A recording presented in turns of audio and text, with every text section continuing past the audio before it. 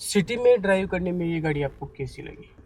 City में drive करने में मुझे तो सही लगी, क्योंकि मुझे तो मैनुअल की आदत है और मेरे लिए कोई गियर की कोई समस्या है नहीं। वैसे ये मैनुअल है तो मैनुअल इसका क्या है, गियर बहुत ज़्यादा हार्ड है। और सिटी में अगर बार बार आप ऊपर नीचे बैक आगे पीछे 1 2 3 बैक करोगे तो बहुत ज़्यादा परेशानी होगी, क्योंकि बहुत ज़्यादा हार्ड है। क्योंकि इसमें K15B इंजन है और उसकी ट्यूनिंग उस हिसाब से है कि ये जो पुराने वाली जिप्सी है उस हिसाब से वो जो फार्मूला इसमें यूज़ किया गया है, तो वो काफ़ी ज़्यादा हार्ड लगता है। आज नई जनरेशन वाली आप गाड़ियाँ देखोगे तो उनके कंपैरिजन करो तो बहुत ज़्यादा हार्ड है, बहुत ज़्यादा ताकत लगानी पड़ेगी आपको। ऑटोमेटिक में ये नहीं है, ऑटोमेटिक में बहुत स्मूथ है, वो तो अपने आप चलता है। तो ये बात है। तो गाड़ी की हाईवे स्टेबिलिटी कैसी है? हाईवे स्टेबिलिटी तो अभी तक मैं इतना ज़्यादा रनिंग करी नहीं है हाईवे पे। लगभग मैं 50 से 60 किलोमीटर ही जब इसको लेकर आए थे डिलीवरी लेके तभी आया था, तो 70-80 के आसपास तो मुझे कोई दिक्कत नहीं आई इसमें। और बाकी ऊपर मैं गया नहीं, क्योंकि रात का टाइम था तो धीरे धीरे आ रहे थे, नई गाड़ी थी, थोड़ा प्यार प्यार से लेकर आ रहे थे। तो उस हिसाब से बता सकता हूँ कि 70-80 की स्पीड पे तो कोई दिक्कत नहीं होती। स्टॉक टायर हैं और सही चलती है, कोई दिक्कत वाली बात नहीं है। और वो हाईवे वाला माइलेज भी मुझे 19 का दिखा दिया था उसमें, उसके बाद आगे बात करेंगे। सस्पेंशन में जो कंफर्ट है वो आपको कैसा लगा? ये सॉफ्ट है या फिर बाउंसी लग रहा है? सस्पेंशन सही है। अभी जैसे नई डिलीवरी लेकर आए थे तो उनके टायर में जो हवा है, वैसे कंपनी बताती है कि इसमें 26-26 होनी चाहिए और विद लोडिंग पीछे वाले 28 होनी चाहिए। लेकिन जब मैंने कल देखा कि यार हवा चेक करते हैं कहीं कितनी क्या है, तो ये है फ्रंट वाला, और फ्रंट में तो 42 भर रखी है भैया हवा इन लोगों ने। ये इतनी हवा क्यों भर रखी है भाई? कहीं टायर फोड़ने का विचार था क्या मेरा? मैं इसको कम कर लूँ क्या थोड़ा?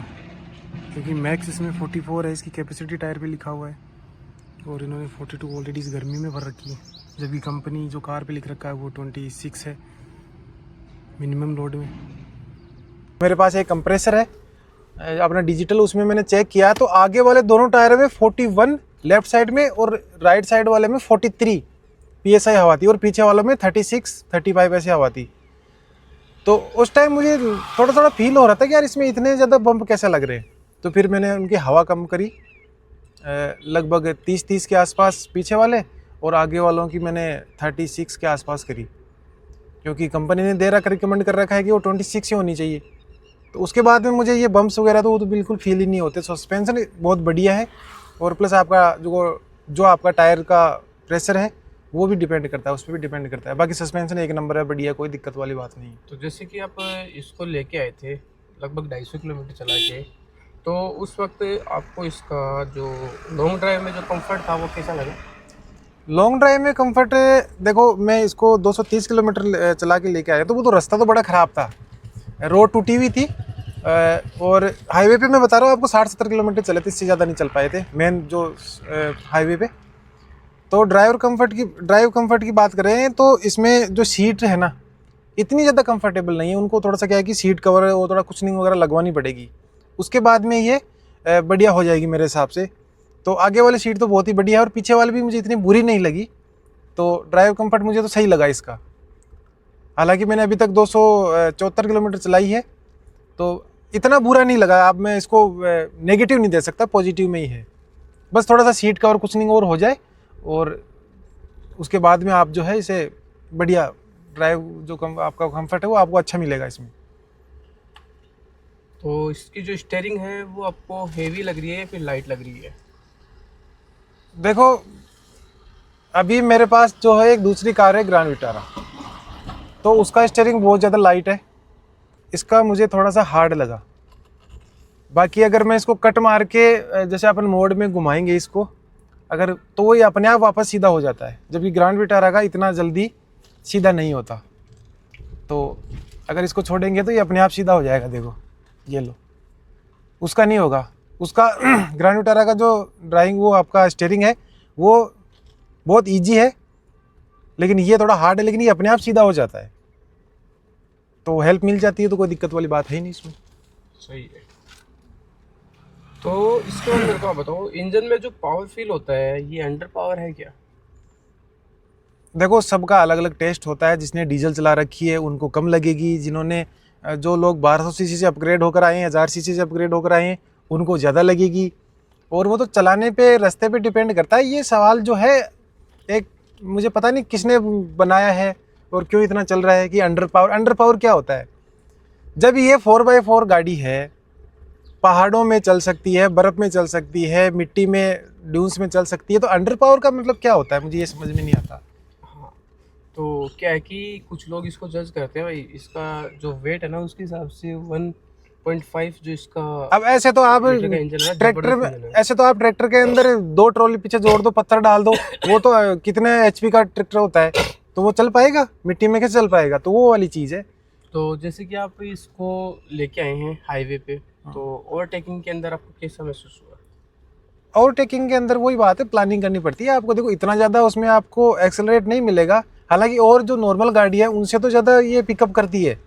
सेकंड गियर में, थर्ड गियर में बहुत ज़्यादा पिकअप है, और जो नॉर्मल गाड़ियाँ आती है मारुति की 1500 सीसी, उनसे ज़्यादा है। लेकिन इसकी क्या है कि बॉक्स स्टाइल है, तो थोड़ा सा विंड ब्लास्ट ज़्यादा होता है, तो वो रेजिस्टेंस आपको झेलना पड़ता है। तो वही बात है, आपको जो है प्लानिंग करके और ओवरटेक करना पड़ेगा। ऐसा नहीं है कि आप बस दबाया एक्सीलेटर और घुस गए, तो वही बात है, आपका माइलेज वो माइनस में आ जाएगा। तो यहाँ पे जो आपको माइलेज मिल रहा है वो रियल लाइफ में क्या मिल रहा है लगभग?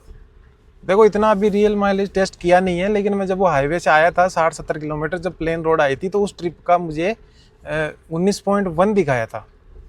तो उस हिसाब से मैं बता सकता हूँ कि स्टॉक टायर के साथ आपको जो माइलेज है ना, वो सही मिलने वाला है हाईवे पे। बाकी ऑफ रोड गाड़ी है, तो अगर आप अप हिल डाउन हिल जाओगे, पहाड़ों में जाओगे या फिर सैंड ड्यून्स में उधर जाओगे, तो आपको वही ये गाड़ी 10-11 से नीचे एवरेज नहीं देगी। माइलेज आपका 10-11 से जो नीचे नहीं जाएगा। मैनुअल की मैं बात कर रहा हूँ। तो गाइज केबिन में जो नॉइस है उसके बारे में तो पूछने की ज़रूरत नहीं है, केबिन में नॉइस बहुत ज़्यादा कम है इसमें। आपको कैसा लग रहा है? देखो नॉइज़ तो इतना होना चाहिए, अगर 4x4 गाड़ी चला रहे हैं, अगर केबिन में नॉइज़ ही नहीं आ रहा, फील ही नहीं आ रहा है, तो फिर क्या मतलब? फिर तो सेडान ले लो, फिर वो अपने आप चुपचाप अपने थोड़ा सा म्यूजिक चला लो, पता ही नहीं चलेगा कार चला रहे हो क्या चला रहे हो। गाड़ी का फील आना चाहिए, थोड़ी सी आवाज़ आए रेविंग की। आप ओवरटेक करो या फिर जो ऑफ रोड करो, तो वहाँ पे थोड़ी आवाज़ आनी चाहिए, फील आना चाहिए भाई हाँ वो 4x4 गाड़ी चल रही है, आप ऑफ रोडिंग पे आए, तो ये बात है। एसी का जो परफॉर्मेंस है अपने राजस्थान में, वो आपको कैसा लगा? एसी देखो इसमें 3 मोड हैं एसी के। कौन से होते हैं? एक तो नॉर्मल होता है, एक इकोनॉमी होता है, एक जो हाई वाला होता है। मैंने अभी देखे थे कल परसों। तो एसी तो इसकी ज़बरदस्त है। अगर आप जो फुल कर लोगे उस पर, जो 3 मोड है, बेस्ट वाला कर लोगे, तो उसमें तो एकदम चिल्ड कर देगी, जुकाम लग जाएगी आपको भरी गर्मी में, इतना ठंडा कर देती है। तो ये तो कुछ राइड के लिए क्वेश्चन हो गए थे। अभी भाई से अपन बात करने वाले हैं कि आपने इसमें जो 4x4 है, क्या वो कभी यूज़ किया है अभी तक? नहीं, अभी तक तो ज़रूरत पड़ी नहीं, क्योंकि अभी तो मैं बाहर निकला ही नहीं, तो प्लानिंग अभी हुई नहीं है ट्रिप तो वगैरह की, तो फिर देखेंगे। 270 किलोमीटर के अंदर हमने इसका 4x4 यूज़ नहीं किया है, ठीक है। तो अगला जो क्वेश्चन है गाइस वो है सैंड डर्ट और जो चीज़ें, ये जो ऑफ रोड वाला है ये तो हमने किया ही नहीं, तो इसकी बात करने में फ़ायदा है नहीं। अभी बाद में जब ऑफ रोड करेंगे उसके बारे में, हाँ। उसके बाद में ये बन पाएगा। सीधी सी बात है। तो प्रैक्टिकल क्वेश्चंस की बात करें तो फैमिली यूज के लिए आपको कैसी लग रही है? फैमिली यूज़ के लिए सही है। अगर आप देखो, ये चीज़ जो है वो अलग टाइप की गाड़ी है। अब मैं आपको बताता हूँ कि आप इसको सिटी में ज़्यादा यूज़ नहीं कर सकते अगर ऑटोमेटिक नहीं है आपके पास। ऑटोमेटिक है तो आप यूज़ कर सकते हैं। बाकी फैमिली में अगर आपके पास 2 आदमी हैं और 2 बच्चे हैं, तो आप आराम से एंजॉय कर सकते हैं, कोई दिक्कत वाली बात है ही नहीं। बूट स्पेस भी आपको अच्छा मिल जाता है, ऊपर रूफ रैक रखवा लो, कहीं बाहर जा रहे हैं तो अपना सामान वगैरह डालो, निकल जाओ। तो मेरा अगला क्वेश्चन यही था कि बूट स्पेस आपको कैसा लगा? बूट स्पेस देखो कार के हिसाब से तो डिसेंट है, बढ़िया है, कोई दिक्कत वाली बात ही है ही नहीं इसमें। तो बाकी इसमें रूफ रैक लगवा लोगे तो आपका बाकी का सामान ऊपर आ जाएगा, पीछे आ जाएगा। लोग क्या करते हैं, लोग बैग भर लेते हैं, बैग में कपड़े भर लेते हैं, कुछ बैग के अंदर भी बैग होते हैं। ऐसा नहीं होता है। आपको बूट स्पेस का सही से यूज़ करना है तो आपको बड़े जो ट्रॉली बैग है वो यूज़ नहीं करने। आपको सिंपल जो कैरी बैग होते हैं उनमें आपके कपड़े वगैरह डालने, जिससे कि दबा के आप जो है स्टोरेज पीछे जो आपका क्या बोलते हैं उसको, डिक्की को यूज़ कर सकते हैं, जो बूट स्पेस है उसको यूज़ कर। आप बड़े बड़े बैग डाल लेंगे, अब वो बैग ही नहीं आएंगे उसके अंदर फिट, तो कैसे आपकी जगह बचेगी? अगर आपके पास कैरी बैग वगैरह है तो कपड़े वाले, तो उनमें आप सारे कपड़े जो भी सामान है वो डाल सकते हैं। तो इस तरीके से बूट स्पेस को आप काम में ले सकते हैं। तो देखा जाए तो बूट स्पेस काफ़ी बड़ा है, इनफ है। तो गाइज अगला क्वेश्चन हमारा ये था कि डेली यूज़ में ये गाड़ी कितनी प्रैक्टिकल है। तो अभी डेली यूज़ में यूज़ आ रही नहीं है, तो वो तो बाद में हो पाएगा। डेली यूज़ में इसको नहीं ले सकते। डेली यूज़ का मतलब ये है कि आपको मार्केट जाना